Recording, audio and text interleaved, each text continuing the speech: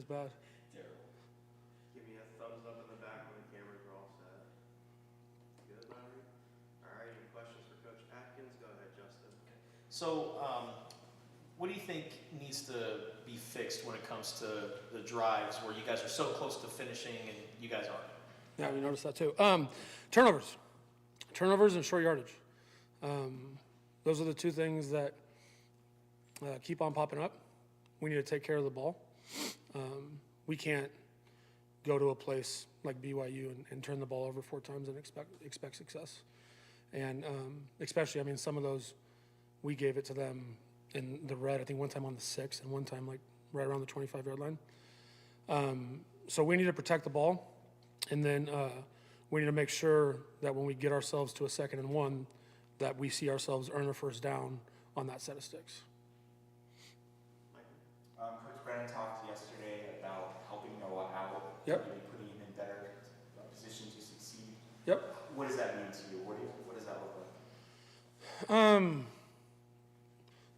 I could go 75 different ways of answering that. I think the first thing is that he's taking too many hits, and we need to protect him better. And when I say protect him better, I'm not just talking about the offensive line. I'm saying from me to the receivers winning releases, to the backs being better IDs, to the extra. It is every single one of us need to work to make sure that he is not getting hit as much as he does. Now he is the way he competes.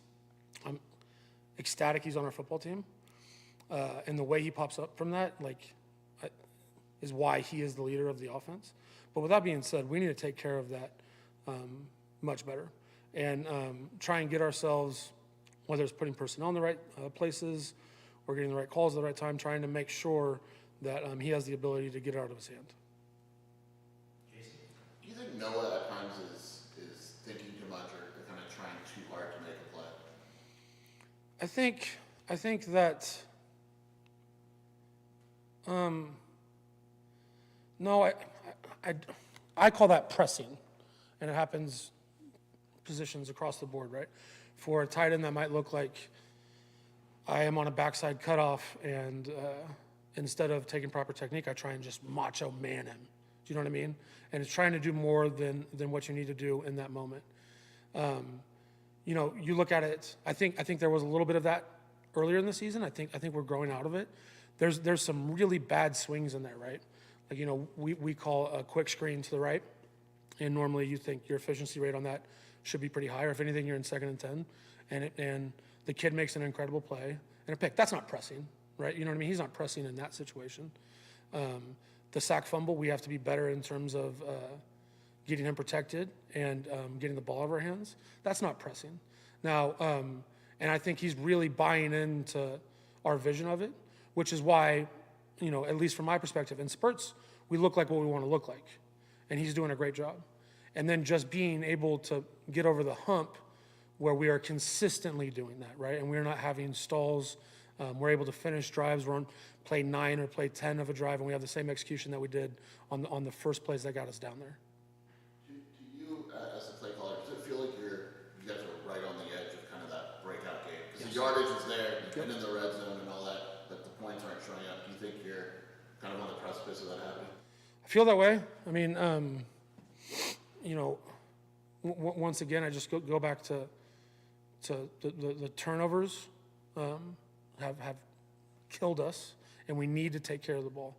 And the way that Dwayne and that defense are doing at times, like we need to make sure that we're playing team football and that the Wildcats have the ball every time at the end of the play, every time we have it. But outside of that, there is a lot of good stuff on the tape. It's just consistently doing it down in, down out, and not having stalls and not having ups and downs. Talking about the turnovers, what key factors are you looking at on Colorado's defense to kind of help out your offense? Yeah, they do a great job. I've never met their defense coordinator, but I like what he does. I like the way that those kids play for that staff. They're extremely athletic, and they present challenges with what they run. With that being said, my message to our offense is it is always about us. obviously we have to run the right plays versus the right defense. And it's our job as a coaching staff to put them in the right situations. But if we do our jobs right, then, we played against some really good teams these last couple weeks, and I still feel like the mistakes that we make are on us. And so this weekend it'll be the same thing, is that as long as we're focused on our details, and we're focused on trying to execute within our scheme, we'll be fine. If we're pressing, doing things outside of that scheme, not understanding that scheme, is when we make them look like heroes. It seemed like there were a handful of plays against BYU where the blitz was not recognized correctly or soon enough, Yep. resulting in some free rushers coming in. Whose responsibility is that, and how would you like to see that kind of play out in a given situation? Yep. So that's another one. It's if you guys were in the staff meeting with us, you'd understand those are complex issues. You can't narrow it down to one thing because it could be 3 different protections. And on one of them, we might know that that guy's coming free, and that's Noah's responsibility to get to a hot. On others of them, we have a critical error. You know what I mean? So it's not one thing. And we need to make it simple enough to the point where we're executing those things at a high level, where Noah knows when he does have problems, where they're coming from. Because one of the things that's incredible about Noah, and I'm sure you guys have seen it, is when he's hot and he knows he's hot off someone, Noah wins that matchup a lot with his ability to escape the pocket. And so just all of those details adding up. And, it's hard because, I understand the expectations for this offense, and I get it. And we have a couple really good pieces. And I'm right there with the expectations. We need to produce. And we are still in year 1 of this offense. And now it is our responsibility to accelerate that growth as rapidly as possible. And I expect the standard for that to be high from the players, from the outside, from everyone. But we need to get that accelerated as quickly as we possibly can. What are your impressions of Travis Hunter as a player? Dynamic, explosive. When you watch, there's certain times, and I would put T in this category, they just got it. Their instincts are on point. You can tell that he has been playing with a competitive spirit for an extremely long time. The other thing that sticks out is I think the best players like that in the country have a lot of fun playing. And you can tell that he is competing his tail off. And then just the explosiveness that he has. We're going to talk to Caden Luke here a little bit. How has Big Red affected the offense when you think about him in his skill set? He is physical. I mean, sometimes, on game day I'm in the press box, I don't get to hear it, but on practice I'm right up in it, and just hearing some of it is whoa, exactly that was read on that play. He is obviously a young player. I don't think we were 100% certain what we were getting when he came, and he just keeps on kind of showing us new things that he's capable of, and that he's not a guy that you can necessarily fit into a box, because he's able to do more than we maybe thought at the beginning of the season. And so hopefully, he's another guy, right? He's a freshman playing in big time situations. And so sometimes that shows up. But the one thing that's great is that he gets another opportunity, another rep, and he's learning as he goes. Last question, Jason. Is he kind of a dying breed a little bit? Yeah. Power back? Yes. We had a guy at San Jose State that did kind of the same job, and he was great at it, but it did not sound the same. So his ability to get low and strike on the rise is kind of to your point, you're not used to seeing it as much in college football these days.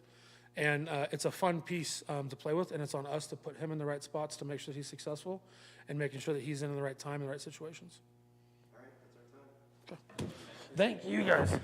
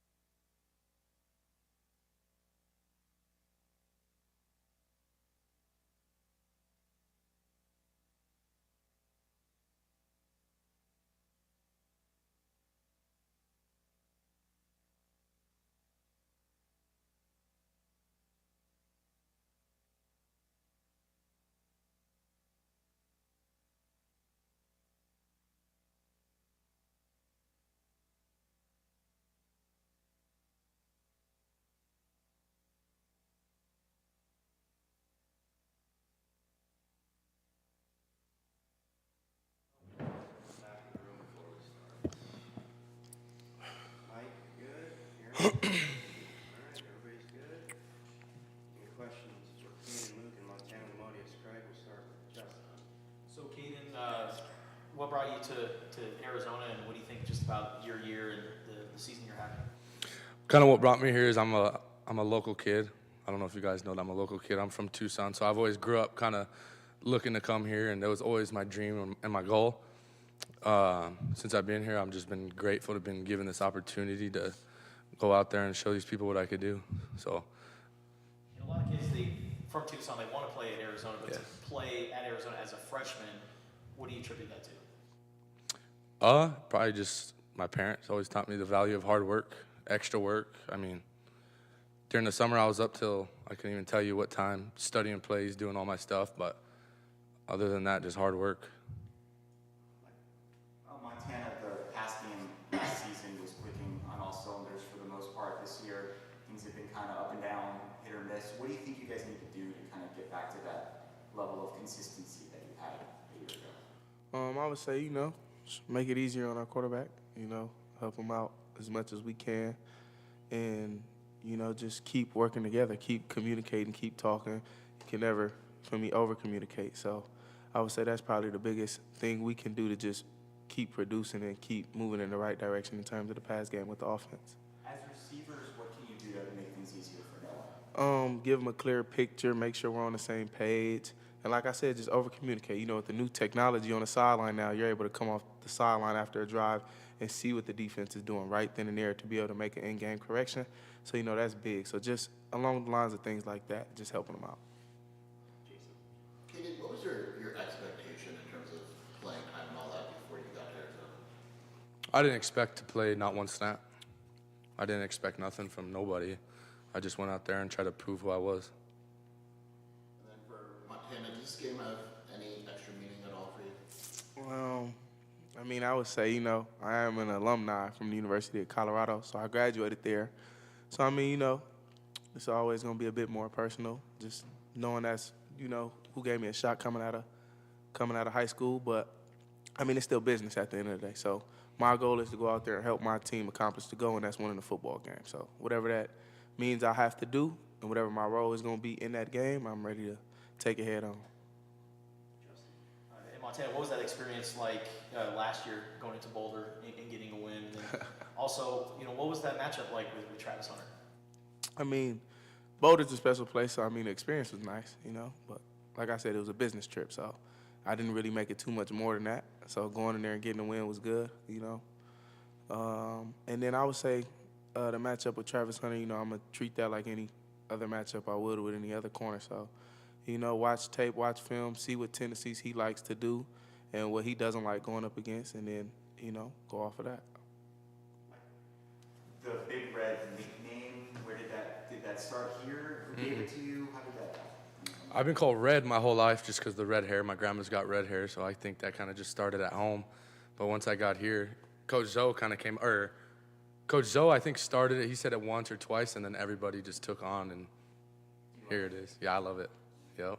Montana, what do you think about Caden's game? Big Red, fullback Red. So, big, strong guy. That's where the big part comes from. And then, like he said, the red hair. So, I think it goes well. So, fullback, kind of a dying breed. How do you just look at the position and how effective you can be, even though the position's kind of in danger now? Yeah, I know it's a dying breed. I know there's not a lot left, but I kind of just go out there and try to do my job to the fullest, and I just try and bring it back. It's been a while since I didn't really get to block that much in high school, but so I've kind of been learning all this stuff and trying to apply it to the game and let us win. That's it. Was that a difficult transition? Because I talked to Coach Peace at CDO, and he said he wasn't as much of a blocker as he is now. So what was that transition like for you? It was super easy. Wrestling actually probably relates more to it than anything I've done, just because wrestling's a lot of hands, a lot of head, feet positioning, leverage, and that's exactly what blocking is. You block with your feet, not your head. So I guess that's it. Yep. Montana, you guys are putting up yardage, you're getting in the other side of the field, and then it kind of slows down in the red zone. Do you feel like you're right on the edge, the offense is right on the edge of being successful? For sure. I feel like, every time we're one detail away, one play away. So, I mean, it's just how great can we execute and how consistently can we do it. And then once we have, we have the ability to do it. So it's just more so figuring it out, just correcting the little minor details that may be halting our drives, and then we'll be head on from there. Montana, Coach Atkins was saying that like when Caden contacts somebody in practice, it makes like a certain sound, like a different sound than when other people maybe collide with each other. Have you heard that, experienced that? I can say Caden does, have the pads popping a good amount of the time. So I would say, yeah, there is a good impact there. Montana, going up against, your own water and all of that stuff, is there anything that you're telling kind of the newer guys like Caden what to expect going up against a Colorado defense? I wouldn't say nothing like specifically to expect, but just know, they're going to play hard like any other team. They want to win just like we do. So we can't take them lightly, and we can't, get all caught up into any outside sources. We need to go in there with a laser focus and play our game. Kaden, what's your favorite memory at Arizona? Here, Yeah, like as a fan, Yep. like what game do you remember going to? I remember watching the Oregon game with Marcus Mariota as a little kid and kind of just being like, wow, I want to play there. So I think that was the year of Scooby Wright. I think that was the game. I don't remember if it was us or them. It was a while back. Somebody grabbed a pick out of bounds and they threw it back in and somebody caught it. Yeah, I think it was that game. So I think that was probably my fondest memory as a fan. And then, of course, the running back room has experienced some adversity. How have you guys been able to handle that? And what's the mindset moving forward without some of those guys? I mean, Coach Zoe gets us right every day, so does Coach Stu, but I think we just got to come together as a whole. I mean, some of the guys are out or not playing, but they're still there. We're still coming together, and they're still helping us out on the field and in the film room. So I think we just attack every day just like every other day, even though some of those guys are out. So. Montana, Coach B was talking about this idea that the record is the same as it was last year, and then the team went on a run, and you have a lot of football ahead of you. How are you kind of viewing that situation or approaching the second half of this season? There's still a lot of football left to play, Last year's last year. Yes, the record was the same, but, we have to go out there and win those games. So I'm not really too fond on seeing all the way down the line. I'm more so in the sense of taking it game by game and knowing that, we have to go out there and execute week in and week out to be able to have that same run. Montana, how would you describe Deion Sanders as a coach and personality?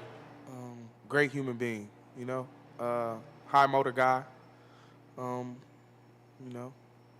really nice coach. So, he's a good dude. He's going to tell you the truth, whether you like it or not, and, stand up guy. So, other than that, nothing. Game to sell out. It's homecoming, afternoon game, which is unusual. What are your guys' expectations for Saturday? I expect it to just be like every other game. I know there's a lot of hype around this. Game's sold out. It's going to be packed, a lot of people. So I try to stay out of it as much as I can and just focus on the game. I mean, at the end of the day, that's all that matters is just going out there and playing with the brothers and getting it done. So, we just got to go out there and do our thing. Like he said, we got a lot of talent on that field, so we just got to come together and click. You can never over-communicate, like he said, so. What do you think? I would say, it's going to be a beautiful day, amazing fans in the stands. So just looking forward to come out here and playing our brand of football, getting back to what we know we can do and what we're supposed to do. So other than that, looking forward to Saturday. All right, that's our time. Appreciate you guys. Thank you. Yes, sir. Appreciate y'all.